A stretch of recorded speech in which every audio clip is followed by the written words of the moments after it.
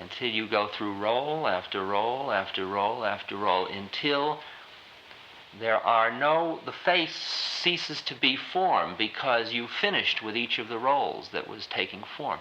Because you begin to see, since the person's face is changing before your very eyes, that your desires, your model, your thought form is taking that matter and putting it into form.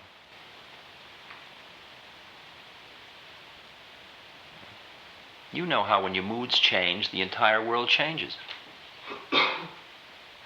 You create it differently.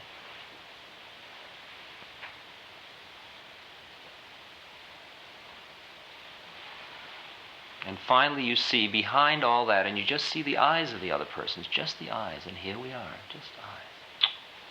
Just here.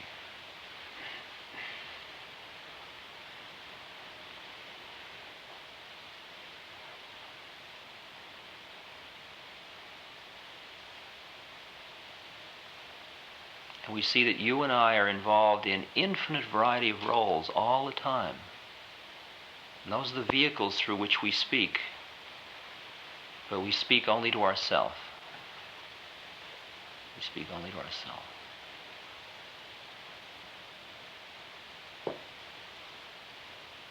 Now, at that moment, then the act of lovemaking, what does it mean and how does it work then? Then it becomes a physiological dance of two parts of form, experienced by a single consciousness. And then it becomes like mudra. Mudras are statements made with form, like this is a mudra of prayer. That's a mudra. That's a mudra. That's a mudra. That's a mudra. Your body is always making a statement. It's always making a statement. Each of you at this moment, your body is making a statement.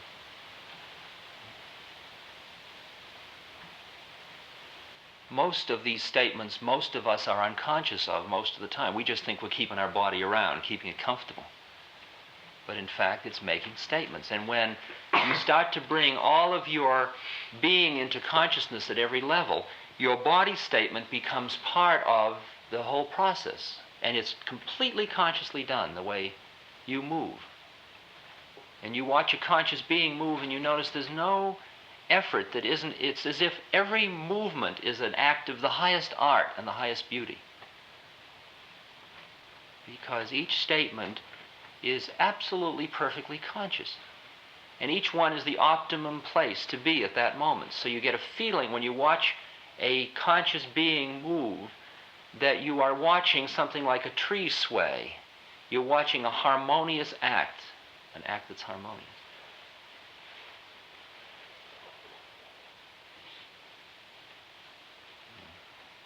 And then you begin to see that that body movement, just like a work of art or a piece of music or anything else, in its purest sense, in the fourth chakra sense or above, is merely a statement of truth. It's a statement of God.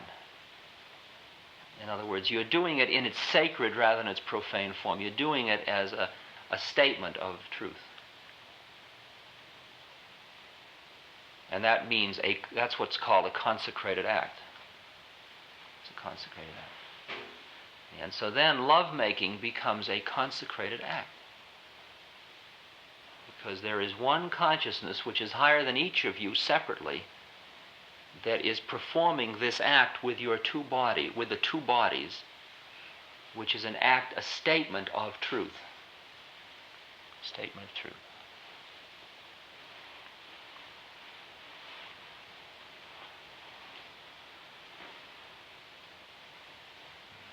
And then it's just not making love, but it's eating, and it's toileting, and it's walking, and it's driving, and it's meeting everybody you ever meet. When you meet somebody on the street, is that somebody you're meeting on the street somebody different than you're making love to? And if so, why? What model is it in your head? Does it scare you to think that you'd walk down the street and you would look at everybody as your lover? Is that too much? Can you handle that one? So it's scary to you because you think of it in second chakra terms. Because you think, well, if it's my lover, that must mean I want to go to bed with him. That's in your model of lust of subject-object. But the lover in the sense of, here we are. Wow, here we are. Here we are. Here we are again. Wow, dig that. Here we are.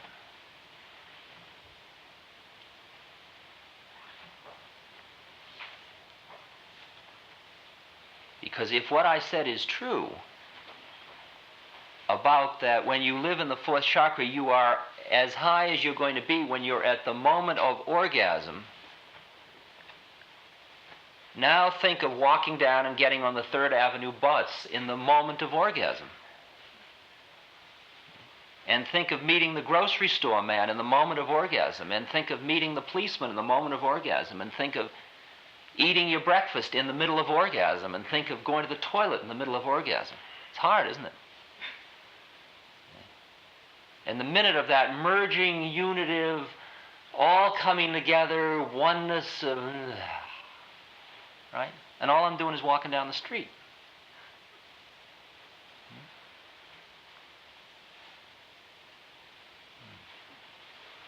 That's the meaning of the term yoga. That's the ananda of Sat Chit Ananda. It's the absolute bliss, it's called.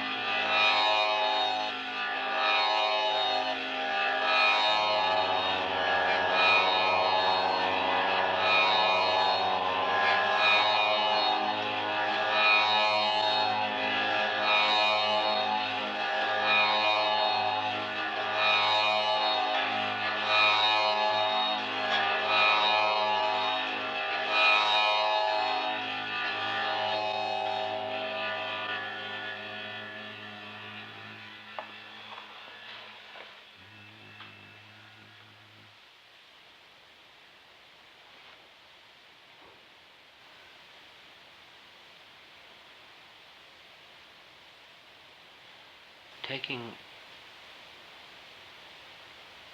your own life just the way it is at this moment. How do you transform that? How do you transform it? How do you bring consciousness into it, into every nook and cranny of it?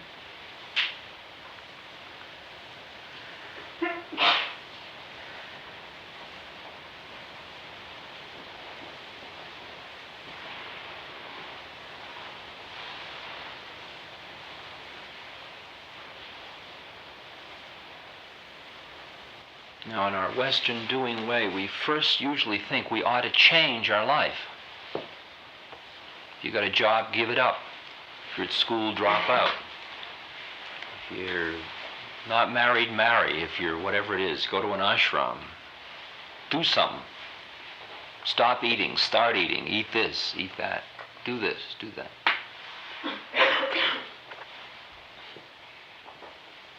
But as you've done all that after a while, so you rush and do it sometimes, and then you see that you bring with you all the stuff that you're trying to get rid of into each new external environment. Although each external environment may call forth different parts of where you are at. So that if you go up into the mountains and live alone, it will not arouse in you certain kinds of worldly desires that would be aroused were you sitting in the middle of New York City.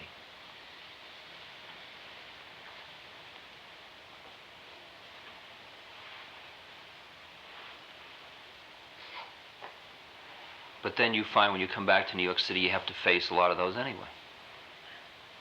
All you did was push them out of sight. You didn't finish with them.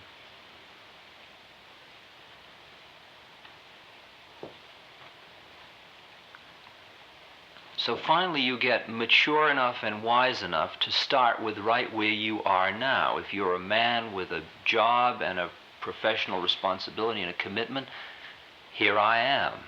If you're a woman with children, here I am. If you're somebody who is working in service, here I am. If you're somebody who is drifting, here I am. If you're somebody that's an artist, here I am. If you're somebody that's... Start with where you are.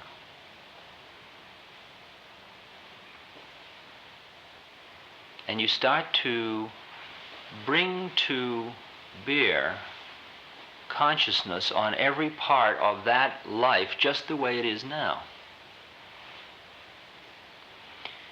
With the understanding that as you bring consciousness to bear on every part of your life, that part of your life will change to come more into harmony with the Tao, more into harmony with the universe, with form, with all manifestation of form, without you doing anything.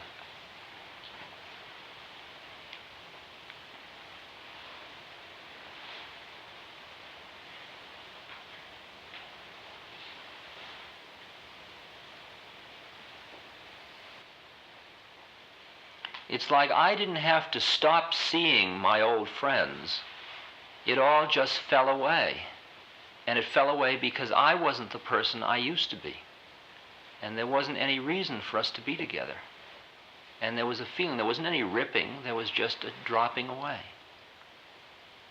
And the mature being realizes that growth is very much like the snake shedding its skin. The skin falls away, you don't rip it off. You don't have to say, goodbye parents, I'm leaving, rip, I gotta rip. That's only because you don't have enough faith. That you gotta make some external waves in order to prove to yourself you're doing something. But actually the process goes on just very gently within the field you're in right at the moment.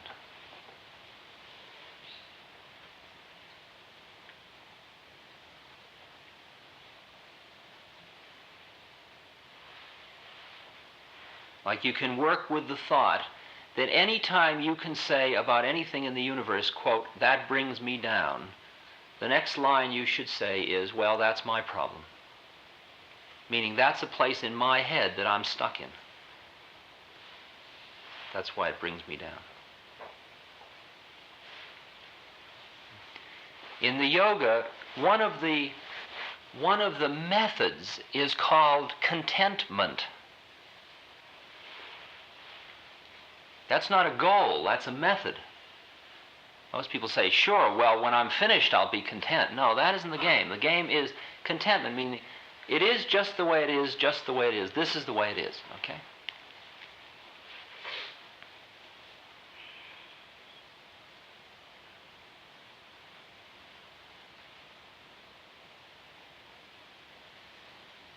Now, I can be content at this moment, and at the same moment, the next moment, I will move towards something else. Like I can be sitting here, and I'm here, and this is content.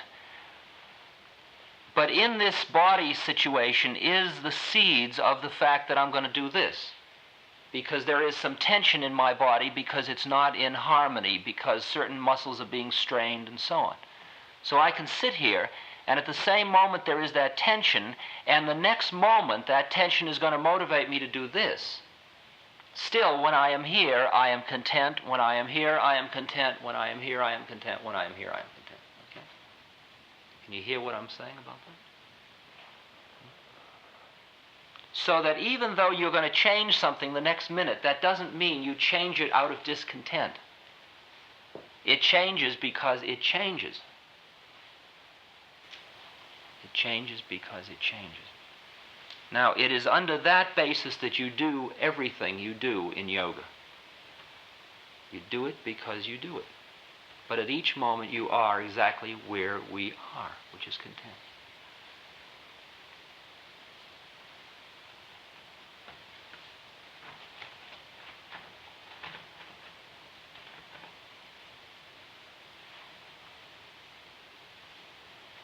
And as you begin to calm down and hear and see more and understand more, you begin to feel the way in which your body and the way in which your breath affect your state of consciousness.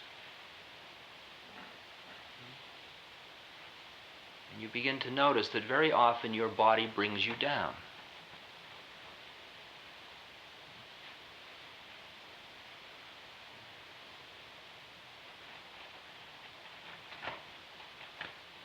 It's like if I wish to do a formal meditation and put my body in a certain position, like into a lotus position, and sit down and get myself perfectly balanced so that the weight is forward on my body, so it's sort of on the thighs and on the front of the rib cage, and I just sit down like this, I can at that point, my body can fit into the harmony of the universe in such a way through balance and so on that I don't have to think about my body anymore. My body won't keep demanding consciousness, saying, knee hurts, back's getting sore, leg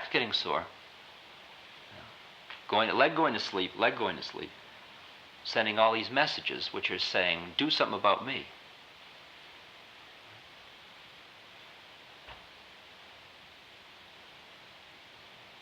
And as you start to do that first exercise we did this morning, which is just bringing your mind to one-pointedness, and you see why your mind can't get to one-pointedness,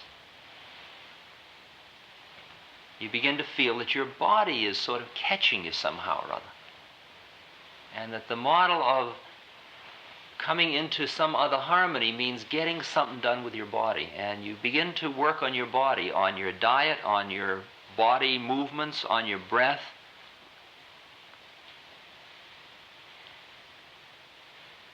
Just because.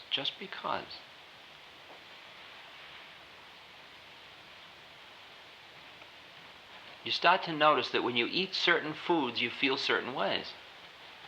It's an old art. If you want to be in the second chakra, you eat aphrodisiacal foods. There are certain kinds of foods that are called rajasic foods in this Hindu system, meaning fiery foods like spices and meat and so on that are into more like first, second, and third chakra stuff. You eat first, second, and third chakra foods, you'll be first, second, and third chakra person. Because in some way you are what you eat until until you get to the level of consciousness where you can transmute. The minute you can transmute energy, you can take anything into your system and move it immediately up into the place it's got to be, to a higher center. But until you can do that, where it comes, what you take in has a ascending thing in it. It'll support some particular model or another.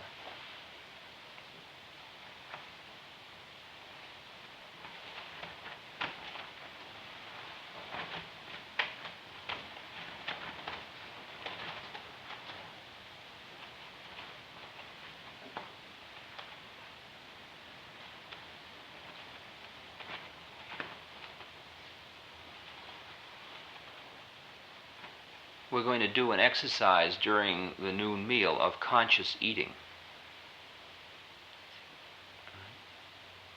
And then we'll be discussing food more in the afternoon.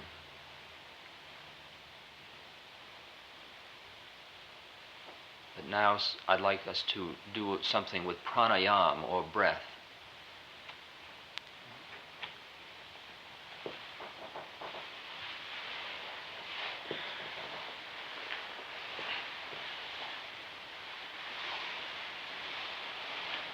Now everybody moved out of some place or other into something or other, with some thought or other. Right? All you have to do is note that. I don't mean it's noted.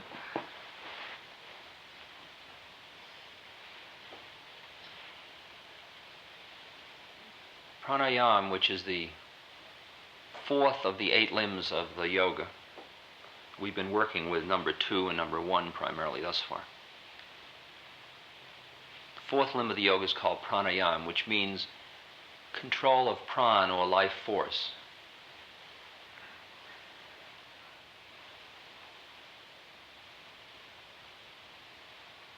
And it's concerned with learning how to move prana, or energy, up your spine, get it up into the higher centers.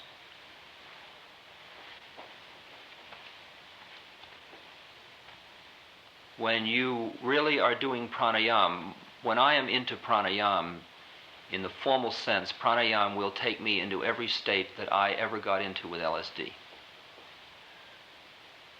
Pranayama is the most powerful method that I use in terms of straight power. Although there were power mantras I use which are just about as powerful, but this is extraordinarily powerful stuff.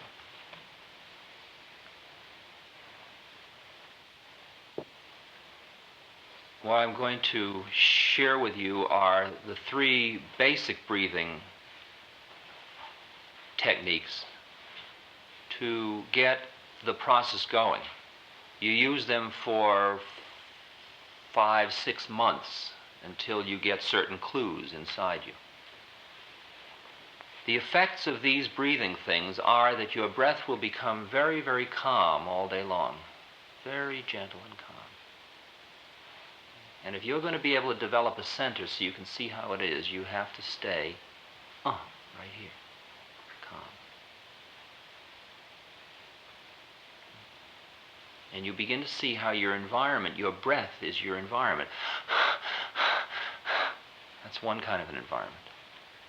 And if you study a yogi, his breath is always so thin. My teacher can be running up a hill, and you listen to his breath, and I get up to the top of the hill, and his breath is absolutely.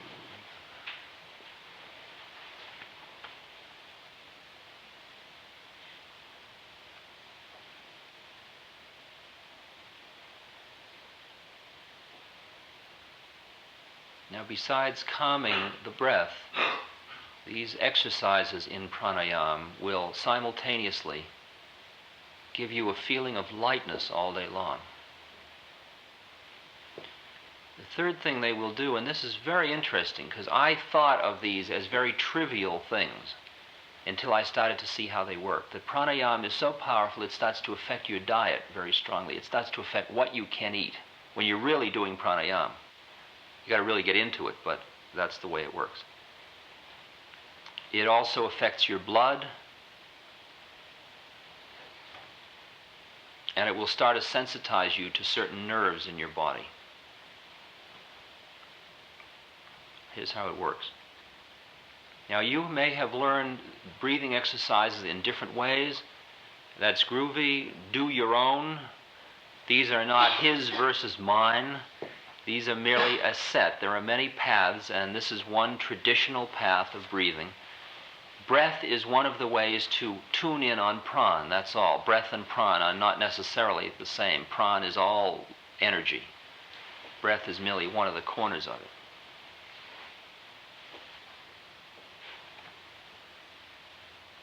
These three exercises, which are called Shitli, Bhastrika, and Narisodan, are to be done on an empty stomach, and they are to be done with, meaning no food for 3 hours and no liquid for an hour. When you are doing a total sadhana, that means you are doing nothing else but your sadhana, but your spiritual work, and everything in your life is designed around that. Then you are able to organize your life so that you could do the breathing 4 times a day at 6, 12, 6, and 12. If you're living in a cave, for example. Most people in the West, at the degree of intensity at which they do their sadhana, can perhaps do it twice a day, and the minimum, of course, is once a day. And perhaps the best time to do it is early in the morning. And if it's to be 2 times a day, it's early in the morning and the evening before you take your evening food, if you're going to take evening food.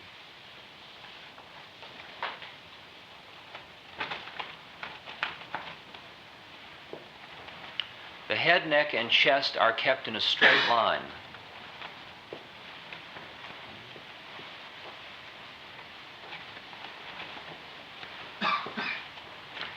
Now, these 3 breathing exercises are taught in 2 ways. One, they're taught in a very gentle way, and one, they're taught in a much more powerful way, which I started to teach this more powerful way, and then somebody came up to me and said, "You're not supposed to teach that to people. That's dangerous." So I immediately wrote to my teacher and I said, "I'm not supposed to teach that. That's dangerous." And he wrote back and he says, "It's all right." So I'll teach it to you just the way I know it, because I have a feeling that the danger lies in the way in which it's invested, and I don't feel any danger in any of these. And I'll explain the one I do, which is the one beyond these, and what the dangers are connected with it. Since anything I know, you're welcome to know.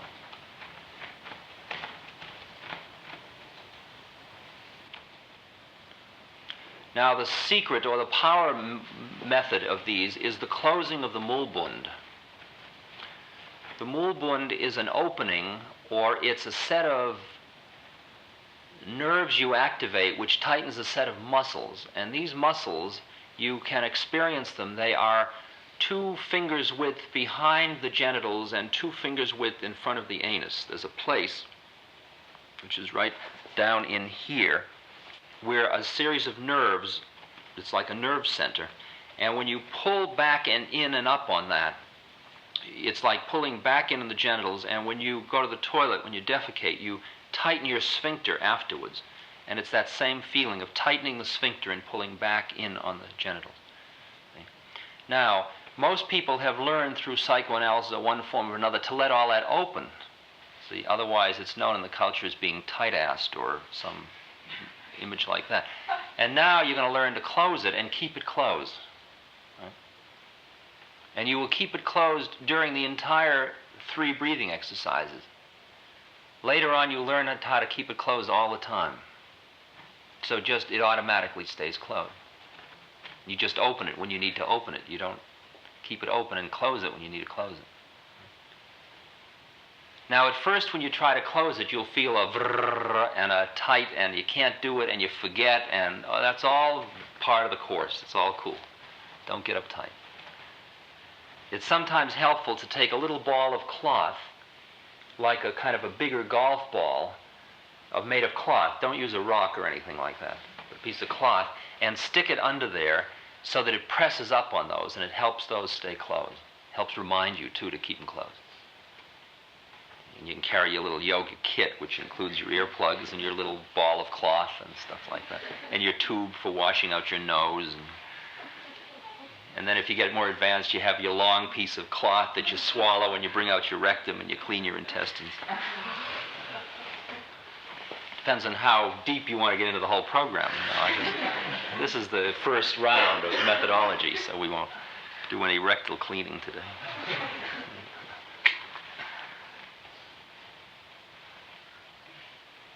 So you try to keep the mulbun closed, and I'll try to remind you about it. And it doesn't matter where you're starting from. It doesn't matter anything about your age. It doesn't matter anything about your previous anything. It's just whether or not you're ready to do these kinds of things.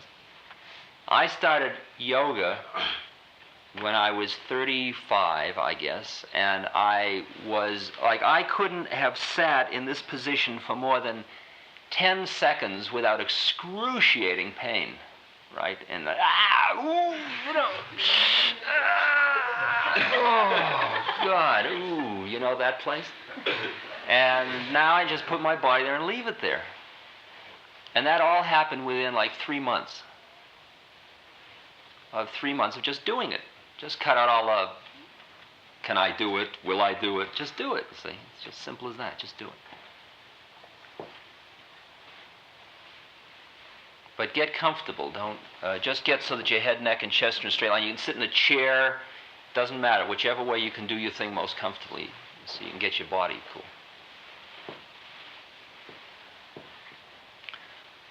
The mulbun closed. Now, this particular kind of breath control is all preparatory, and therefore it's all, in this case, it's all upper breathing. It is not lower breathing. You're not breathing down here. It's up in the chest, diaphragm up here. So there is another bund or opening called the Udian bund, which is right here. Now, in different kinds of things, you do different kinds of breathing. And it's not good and evil, it's just different kinds of breathing for different purposes. This particular type of breathing is upper breathing. You close the Udian bund as well. That's where you suck in on your gut just a little bit. Now, you can notice that when you let out your air completely, you can suck way in the gut, and when you strengthen those muscles, your stomach starts to go in rather than out or straight. It goes way in under your chest cavity. But at the moment, you just pull it in just a little bit. So you've closed the mulbund and the Udian bund. And then this first one called Shitli, you extend your tongue and make it into a U. What is that? Now, many people say, I can't do that. Statistics sometimes say that 70% of the population can do it and 30% can't do it. It's been a study of who can make their tongue into a U. See? However, most of the people that say they can't can. They just never have learned how to do it. So all you got to do is stand in front of a mirror and do all the things with your tongue you think you could do until it turns into a U, because there's a place that it turns into a U, but you don't know it, see, because you've never looked at it. So you get there and you get as close to it as you possibly. You extend your tongue quite far, create the U, then breathe the air. You breathe, this is a good thing to do facing the sun or facing the sun in your mind. And you breathe light force in through your tongue. And then you close your mouth and let it out your nose. See? And the breath is not forced and it's not shallow. It's deep, but not forced deep. Now, one more thing. While you're doing that, you keep your attention focused right here on your ajna. Okay? So that you bring in all this energy and you bring it as fast as you can right to this point. And when you're doing this properly, after you've done even 5 of them, you will feel a huge burning sensation right up here. You'll feel tremendous heat, and you will start to experience light in your forehead.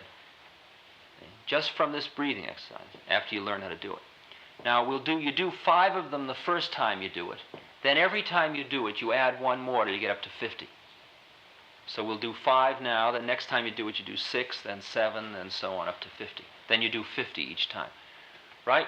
Close mulbund, close Udian bund, head, neck, and chest in a straight line, in through the mouth, out through the nose, bringing all of the energy right to the place between your eyes. Okay?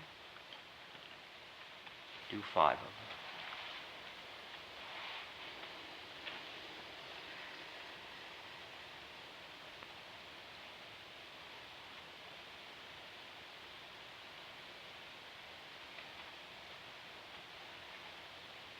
That is called Sheetli. The second of these is called Bastrika. It is also known as the bellows. You will again close your Uddiyana Bund, keep as a little bit, keep your Mul Bund closed, the lower Bund closed. Bund means gate. The breathing again is upper chest, upper breathing. You will take short staccato breaths in through your nose, breathing in and out, hitting the in point and the out point as if with a trip hammer. It's as if tick, tut, tut, tut, tut, tut, tut, tut.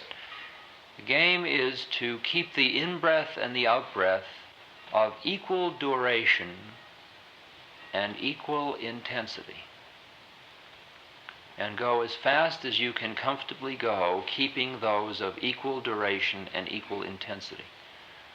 The body during this entire exercise is to be kept relaxed.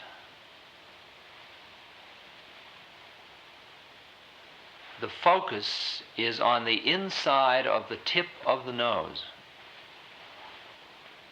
That is right inside where when you breathe, you'll feel air hit the nostrils right here. And when the air hits these nostrils, that's the place right there you focus on. And just put your attention there. You do this for 30 seconds, and you just estimate 30 seconds. Just feel your way through a clock for 30 seconds, or however long 30 seconds. And then at the end of that time, rest for a few moments, and then do another 30 seconds. Evenly, calmly, but in and out trip hammer, like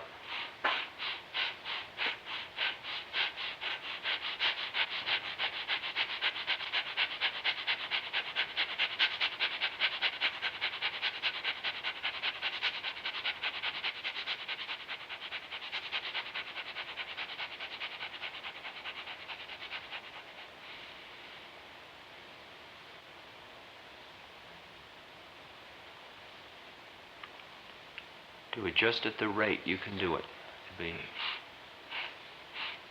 or brrr, but fiercely. Don't be too gentle. Fiercely. Head, neck, and chest straight line. Mul Bund closed.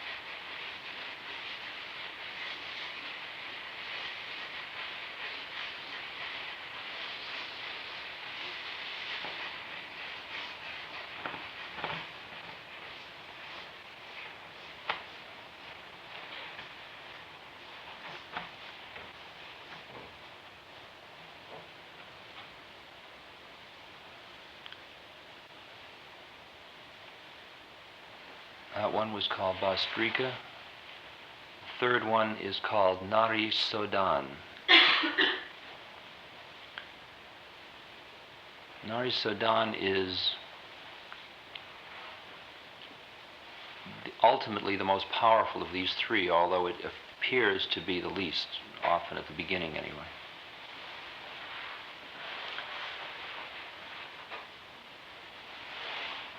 In this initial way of doing it, you take your third finger, place it on your forehead of your right hand, and then using your thumb on your right nostril and your fourth finger on your left nostril, you now control your two nostrils. Your third finger is right on your ajna. Now you will take air in through the left nostril.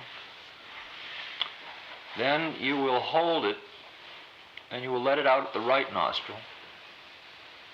Then you will take air in the right nostril, hold it, let it out the left nostril. That is, you will change over nostrils before exhalation, not before inhalation.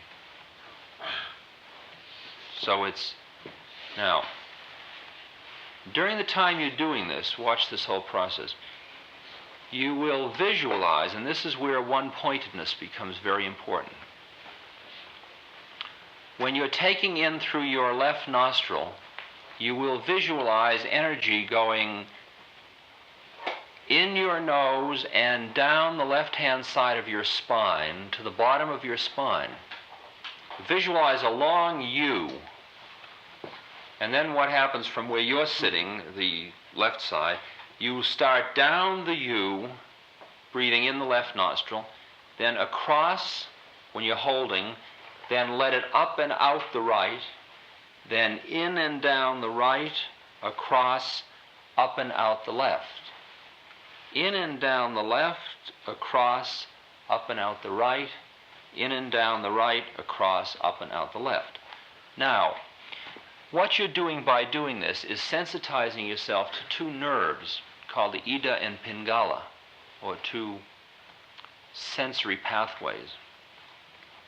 And you will start, at first you'll just fantasy that you're doing this. Later on you'll start to actually experience those places. You'll start to get, I'll tell you, when I go let my breath out, I feel a vrrr. It's just like somebody runs their finger up your spine at first, and then it gets even more powerful later on.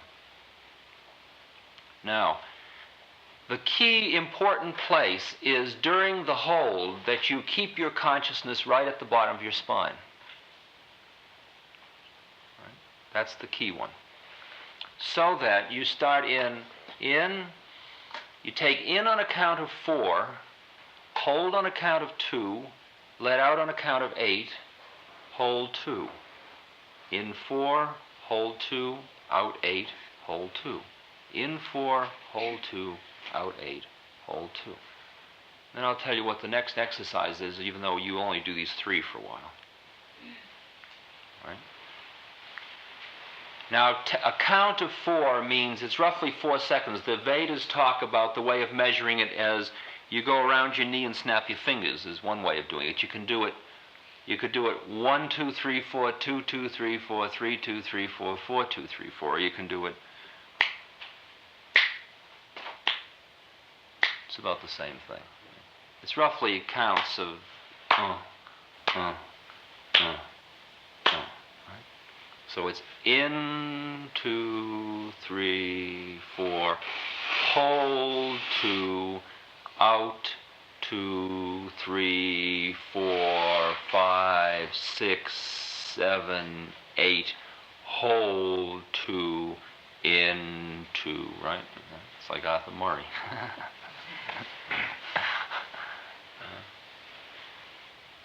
Mulban closed, head, neck, and chest in straight line. Third finger on the forehead, take in on the left, let out on the right, in on the right, let out on the left. Consciousness goes down the spine, across, and up. Do 5 of them, 5 rounds.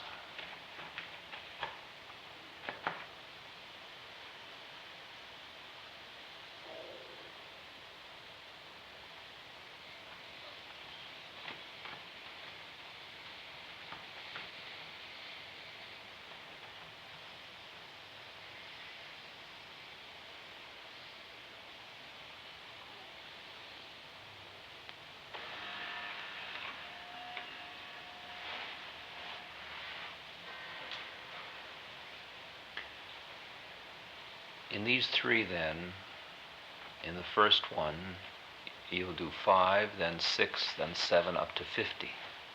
And you do 50 a day. In the second one, you do 2 units of 30 seconds each. Later, after a few weeks, you can make it 4 units of 30 seconds each. The third one, you start with 5 rounds, and then you increase that one up to 50 rounds. That's the slowest one. The whole thing will take you about 20 minutes when you're doing the full round. It's a way of calming your mind. It's a way of centering. It's a way of getting your body lightened. It's a way of calming your breath. It's a way of changing your blood, which will ultimately start to affect your diet. Don't underestimate its power. Very, very, very useful technique. After you have been doing this for a while, sufficiently long so that you are feeling those nerves in your spine, and so that you can keep your mind one-pointed, then you move to the next one, which is where you retain the breath for longer periods of time.